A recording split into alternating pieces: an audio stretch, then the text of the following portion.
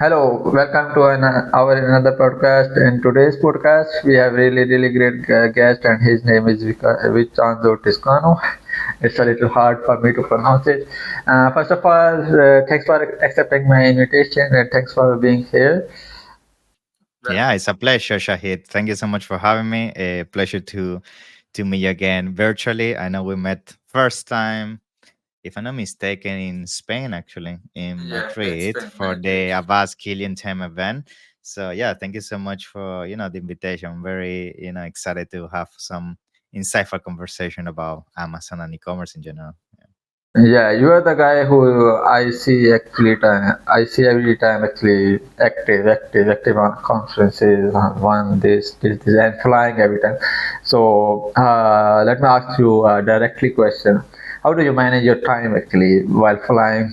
You are as I remember, you were in Madrid, and after that you were in France on Canis Festival, and after that we were in Estonia actually, and before that I think you were in London actually on I'm missing that even name. So how do you manage actually these all of the things actually? Yeah, so I would say, I mean, one of the things that's been super useful for me is building systems. And what I mean by systems is understand, first of all, how to divide priorities in terms of, things I have to do on a daily basis. And based on those priorities, who within my team can help me to basically take action on those, right? I think I mentioned team, and that's been one of the main reasons why I'm actually able to, go to so many events and be able to create so much content because I was from the very first day aware that if I didn't have the right team around me, it was going to be very difficult to scale the business because at the end of the day, everybody has 24 hours in a day, and it all comes down to how efficient you are with your time. And going back to priorities, what I wanted to basically design around my life is a team that based on the priorities I had on a daily basis, based on actions, based on meetings, based on reports, based on projects, anything that I had to do, I had the right people around me that I could essentially give the right direction and basically the outcome that I wanted to achieve out of this priority, and then have the person around me that could trust and take action around that specific task. So that's been one of the key things that is basically allow me to be very effective in my time.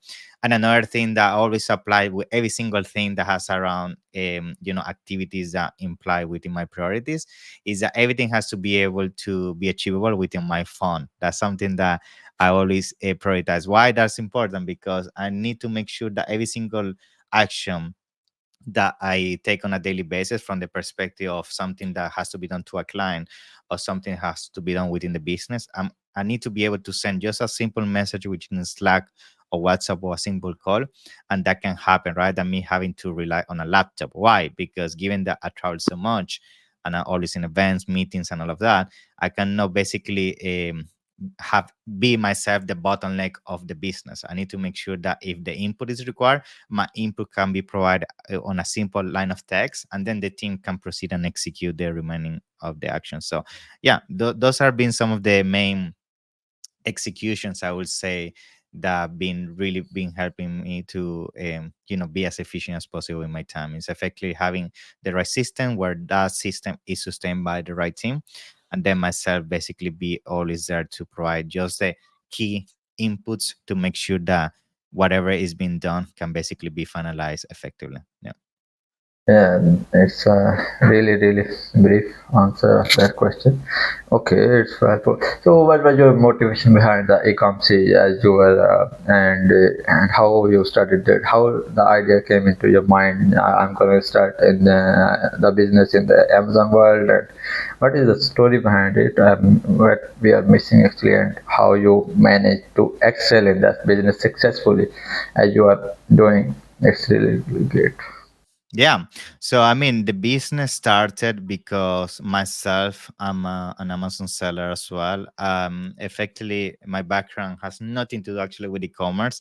I started doing Yeah, yeah. e-commerce because I wanted to basically have a side income, right? And then Amazon became my side hustle while I was finishing my engineering job. I am an aerospace engineer, so I was working for Rolls Royce in the aerospace division. Then I went home at 5, and then from 6 to 1 in the morning, focusing on my Amazon business. And I did that close to 2 years. And then it reached a point that my Amazon business was generating effectively more income to me than my actual engineering job. And when that started to happen, effectively, I took the decision to go all in when it comes to e-commerce, and I took a break from engineering. And when I did that, given that I started to grow my business effectively, by trade, I had to also design a team because things were getting very busy for me in terms of trying to figure out listing optimization, pro research, PPC, and all of that.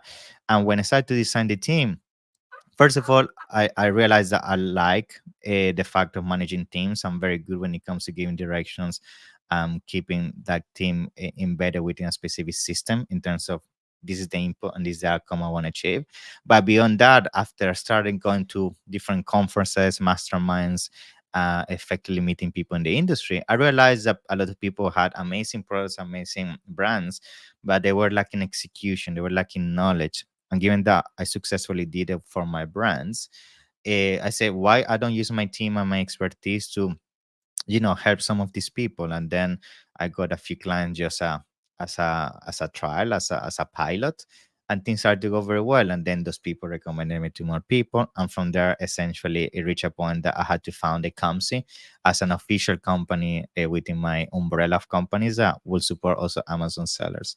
And yeah, from that moment business started growing and growing. It's been over 5 years now. We have managed over 1,000 brands. The team is over 50 people now. We pretty much manage every single marketplace within the Amazon umbrella, from the US all the way to Japan with the Walmart, with the TikTok, with Alibaba. So the team is effectively went from being, a peer-to-peer consulting kind of approach to now being a full management agency that effectively take businesses and scale them into these marketplaces. So yeah, it's been quite an interesting journey, I would say.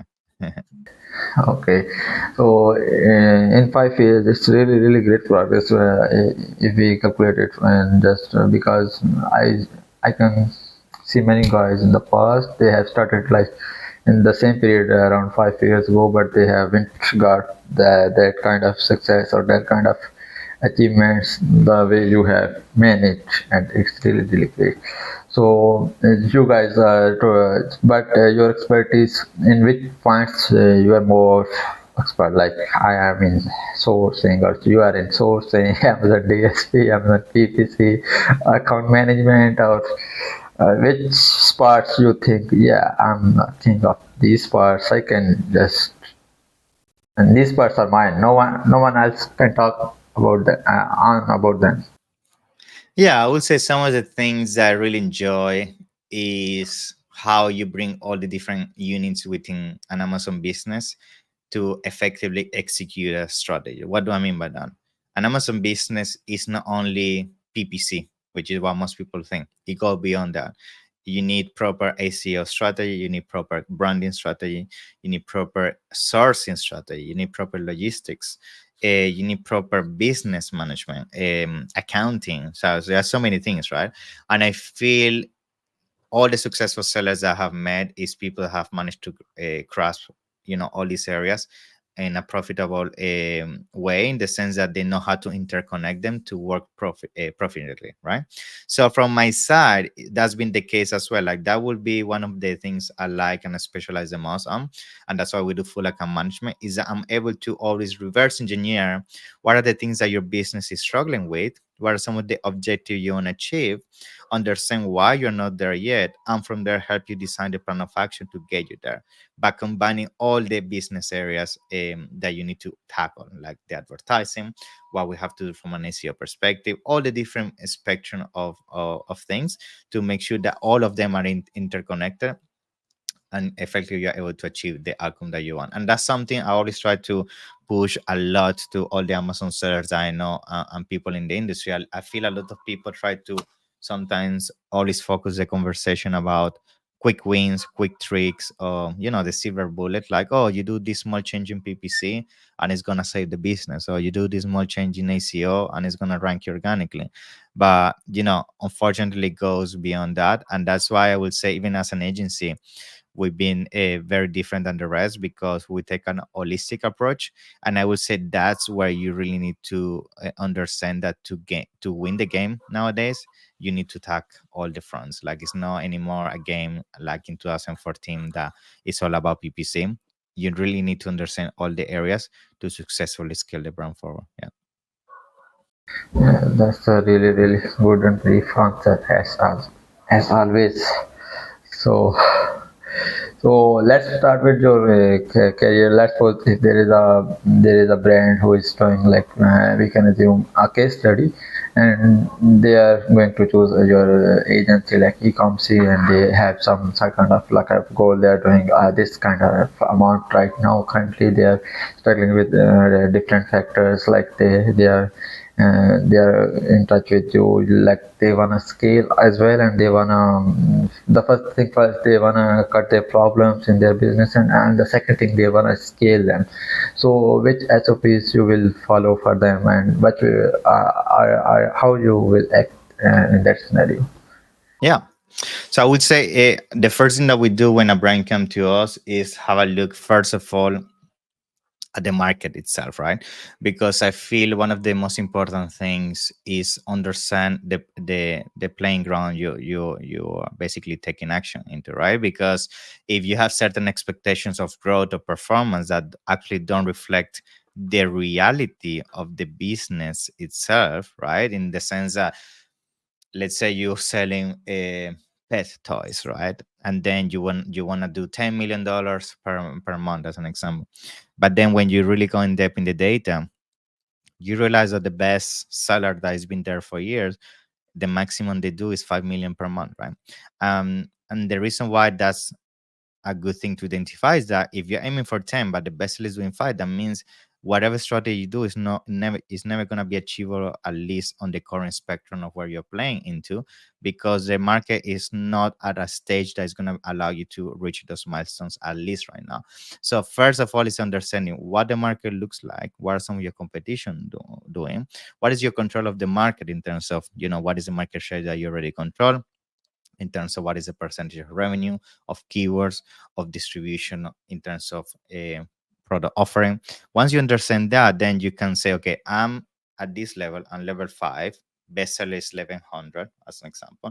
That means for me to get from level 5 to level 20, I need to make sure I reach this level of KPIs from the perspective of revenue, from the perspective of keyword control, from the perspective of also, for example, things such as conversion, KPIs such as ACOS, conversion such as profitability. All these things are important things that you define, because before we actually take action, we need to understand what is the goal, what are the metrics that are going to allow us to reach that goal, and then from that reverse back the a strategy, reverse engineer the strategy. Because if you do a strategy without some clear guidelines in terms of what is the outcome that you want to achieve, therefore how the strategy is going to be tailored toward that in the first place. So once we understand the market, we understand the KPIs, and we understand effectively what are some of the milestones that are going to get us to the end goal, that's where we start the strategy design. Now, when it comes to the strategy design, as I would say, there's main areas that will basically take part into this. The first one, of course, is the advertising side of things. You need to make sure that you properly tailor your advertising as well throughout the different journey of your selling, right? The advertising, for example, is going to be completely different throughout your launch phase, throughout your scale phase, and throughout your profitability phase. And if you don't understand that, or you don't tailor your PPC in terms of which keywords you target, how aggressive you are with your bids, how you do distribution of budget, effectively your PPC could be tailored toward the wrong phase of your selling journey, and therefore it can tank your business. That's the first thing. The second thing is everything in terms of branding, right? So I would say one of the main things people do as a mistake in 2024 when it comes to scaling businesses on Amazon is not understanding the importance of brand. And I have done already so many podcasts as well around this. I would say brand is the number one thing that can allow you to really ride the wave in terms of the difficult spectrum people are going through as of now, in terms of fees are getting higher on Amazon, competition is getting more first, cost per click is going up. If you don't have something that make you really stand out and basically allow customers to really try for your product in the first place, you're going to have a tough time to only basically compete in price, because unless you are the factory directly manufacturing in China that you can basically drive the price to the ground, which most of you are not, then you're going to have basically a difficult advantage, we could call it, or disadvantage, in fact, in terms of how you're going to compete with these guys, because these guys can be driving the price as low as possible, but you are not going to be able to basically keep up with them, and it's going to reach a point that you basically going to be diluted. So branding is the second pillar of a strategy, understanding how you make the buying experience of your product unique from the perspective of the perks that your product brings to the table, or the actual product itself has unique features from in terms of pattern, in terms of a unique presentation of the box, in terms of what is the actual ecosystem that your product complements within a niche. That's very important. Now, number three, I would say the third part that's super important in terms of this strategy is the sourcing side of things and logistics. That's where I would say sometimes 70 to 80% of your profits are killed, right? If you're not paying for the right amount in terms of your cost of goods, effectively you could be overpaying to your manufacturer, and maybe you can find a better product in terms of quality at a cheaper rate, but because you're not constantly researching, that's something I recommend everybody to do at least every 6 months. Research the market, have a look with an agent or somebody, like we use Signify for that, for example, to constantly look at the market and figure out what are effectively the actual rates in terms of the raw material, the manufacturing, the manpower, and all of that on different regions, for example, in China, and be able to proactively adapt your manufacturing capabilities to always have the best offer on the table. And therefore, if you have the best offer on the table, that means at least from the margin side of things in terms of expenses, you are the most competitive possible person in the market. Now, of course, when it comes to branding and advertising, that's another conversation, but at least you already did the part that is one of the biggest expenses, which is cost of goods, under control. Now, logistics, which goes with this point, which to finalize it, is also very important. If you're overpaying in terms of shipping, you're overpaying in terms of storage, that's easily going to dilute your margins when it comes to profitability. So make sure you also have a very good strategy in terms of not having overstock on your hands, making sure when it comes to storage, you have very competitive rates. And when it comes to shipping, always make sure you always at least get 3 to 5 quotes every single time you ship, because the other day shipping to some extent is a commodity. So you always want to make sure that you keep up with the most affordable rate, but at the same time, and this is a big but, make sure you also work with the partner when it comes to shipping. They give you the best as well customer experience in terms of taking care of you, because at the end of the day, nothing is not worth paying the cheapest rate when it comes to shipping, but then you don't know where your packaging is. If something gets damaged, if you have any issues, like, they are not there for you. So sometimes I always prefer to pay a little bit more premium, but I know I have somebody that's going to take care of me throughout the whole journey. So far we have done the advertising, branding, sourcing, and logistics. And the fourth one, which I will say is the final point, and then we conclude here, is in terms of all the basically feeling of the actual product on Amazon itself. When I say feeling, it's everything that complements the product listing. So it's the copy, it's the images, it's the A plus content, all of that. That has to be in mint condition, because if we do the first three perfectly in terms of the experience, in terms of the advertising, in terms of the cost of goods, shipping, but then the actual conversion of your products is very bad, because at the presentation, how people see the product in the first place, the perception is wrong. People is not going to click on your listing, it's going to click on your competitor listing, and everything's going to go to waste. So making sure these four pillars are taken care of is the starting point of a successful journey on Amazon. Making sure that's tailored toward, as I said, the playing ground you are basically competing within, which is understanding the reality of your brand, your main competitors, or where you want to get to. And then, of course, as you start scaling the brand forward, there are other pillars that I'm gonna leave for a different conversation, such as what do we do outside of Amazon, how we go omni-channel, what we do with influencer marketing, things like that, that then allow you to keep the momentum growing of your brand. Okay. These are really, really great points. So I have some questions. As I was listening, just so you have mentioned in the second point.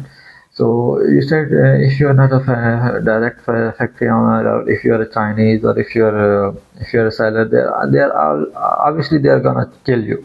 So in this case, are the brands are just doing from the China, or are they also doing from the business like from Europe, like the size of factory in from Romania, and let's check outside of the Europe, like from India, from Turkey, or from the US sellers. From are they?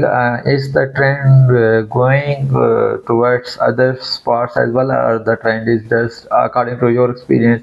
Is the is the are the is the trend just right now? Currently, sellers are considering just China for the sourcing, or are they considering as well other options? Like in the past, there wasn't such kind of debate as we are seeing right now, observing right now. Yeah. So I would say yes. Like we definitely seen in terms of the sourcing side of things, people jumping outside of China because there are other areas where are getting more competitive when it comes to sourcing. So I'm talking about Vietnam, Taiwan, India, Turkey, Mexico, certain countries in Europe, depending on the raw material. So we're seeing that, and it's also due to the fact that the manpower in terms of China is getting also diluted. Like the less people that want to work on factories and the one that want to work in factory are also getting more expensive. So that's also driving prices up in China. But at the same time, I'm gonna be honest with you, like we've been doing research and everything, and China is still very competitive. There are certain niches where that's not the case anymore, and that's why you need to be on top of your game and understand if that's the industry that's been affected, you have to be proactive because if you're not and your competition is doing, they're gonna get the edge. But yes, I've been noticing for sure people moving from different regions, specifically, for example, Mexico. Mexico is an interesting one because people is moving there to basically get around a tariff, right? And also not only around tariff in the US, it's also about shipping. Sometimes it makes sense from a cash flow perspective to manufacture certain things in Mexico and still it's going to cost you more money. So your profit is less. But from a cash flow perspective, you can move inventory faster because you have now inventory next to the States. So you can basically send inventory faster to the United States. And therefore, if you're able to move inventory faster and at the same time your shipping expenses are much lower than shipping from China, sometimes paying more for a product compensate the dilution of what you have to pay in terms of shipping. So that's, for example, a strategy I'm also seeing. And as I say, you as a brand need to stay on top of the game and make sure if you see certain shift in terms of how your products are being manufactured, especially the raw material costs, you need to be active with that and make sure you effectively take action where required. So the my second question is how much percentage you have observed in your Ecomcy these brands are considering sourcing from other continents. How much percentage you have considered? Like in the start you have mentioned till yet you have the experience with thousands of brands. So which percentage is actually which percentage we can say the we can consider that percentage actually. You have got my question, So, right? so in terms of percent, I wouldn't say there's a specific percentage because I know that there is niche specific. So when I say niche specific, is like just Yeah, to give an I got example, clothing, for example, is a big one that is all being shifted to India, or specific type of material to Turkey or Mexico. So is plastics, for example, some of them are becoming competitive in Mexico. So that's what I mean. It's like comes down at the end of the day to the type of material and also the type of manufacturing and machinery that goes beyond that. That's why sometimes a percentage is not really a resemblance of the actual um, impact because certain industries are getting heavily impacted compared to others that are not. So it's not the percentage is not at the business volume in terms of X amount of business, X percentage goes to outside of China. It's more at the category level. Like out of this category, 50% is going out of China, right? But yes, I would say for sure certain categories such as textiles, such as wood, such as steel, such as plastic are the ones that are seeing a certain shift in terms of moving outside of China. Yeah. Okay, okay. So yeah, it's totally making sense because like I'm from Pakistan in my city in Sialkot, there are just certain categories they manufactured and they are doing from like for past hundreds years and they are really really good on those categories and sometimes they do manufacture no not sometimes they are manufacturing the best quality of the world like the football you can say of the FIFA football like the football is the whole world use from source from there actually including the FIFA so that example is totally making sense actually so okay, then these are that's great. So let me ask another question, and that's a debate of nowadays, and that is AI. So how what do you think how AI is gonna how AI is gonna hit in the Amazon industry? Like as a seller, if you are a seller, which things you have to consider? Like we were not doing this in the past, but now we can consider this nowadays. But and as a buyer, I think that's not a debate. As a seller, actually. Yeah, so I would say, I mean, from the perspective of AI is something that we're using a lot lately. We are using from the perspective of listing optimization, product research, market analysis in terms of understanding what competition doing that we should be doing, image creation, PPC report analysis, avatar breakdown in terms of branding, branding briefs. Uh, so many things you can even which we do at some of our brands we have the AI customized at the branding level so we have some of our biggest brands have the own vault of knowledge in terms of we have an AI design only for them and they have all the understanding about the brand in terms of logos in terms of color in terms of avatar in terms of KPIs in terms of competitors and therefore now when we make actions in terms of questions and understanding what we have to do next the AI is always tailoring the answer based on the knowledge of the actual market. So, I mean, it's something that's being huge, and we are leveraging so much that when it comes to implementing it for brands. I would say AI, and for those listening, something you have to embrace, like things such as ChatGPT, Midjourney. There are also so many tools out there, like Ecom10, for example, in the Amazon space, is being one of Yes, the main ones for Ecom10. So these tools, guys, is something that yes, you need to start embracing because if you're not, I can tell you for a fact your competition is doing it and that's gonna eventually make you pay the toll if you're not on top of the game. Yeah. Okay, so let me ask a little more specific question. What do you think in PPC actually? In terms of AI, Yeah, PPC or DSP because they can train they can feed up the actually actually how you have to act, how you have to what you have to do. Do you think is it possible or what your comments on what do you have suggestions or comments on that? yeah, I mean, if I'm honest with you, when it comes to AI, I would say on the PPC side of things, there are things that you can definitely leverage, like things such as, automating certain sometimes things such as day parting, placement optimization on the go, understanding your organic exposure and proactively adjusting your organic one. But I will never trust AI, at least as of now, to fully optimize your PPC because AI is not smart enough to do a rational thinking in terms of okay, sometimes I'm willing to lose money on this keyword or this placement or this campaign because I know the outcome is going to be X in terms of brand awareness, in terms of organic exposure, things that go beyond only KPIs like numbers. And that's what I mean. Like decisions are driven by numbers. Yes, AI is good, but when you need to start implementing more rational thinking behind like actual branding, that's something that a person, a human needs to still be on the game. And that's why I always recommend combining the best of both. Like never go fully on AI, because I can tell you from experience, the people I know have done that. Usually, they haven't had really a good outcome. Yeah. So in terms of AI, it's good for the agency. Actually, they can manage some sort kind of task with the AI. And what I'm observing, the human resource, you have to have less human resource for some tasks. Am I right? Yes, that's correct. Yeah. Yeah, that's correct. And in future, you can optimize more things with it. Exactly. Yeah. Yeah. Exactly, exactly.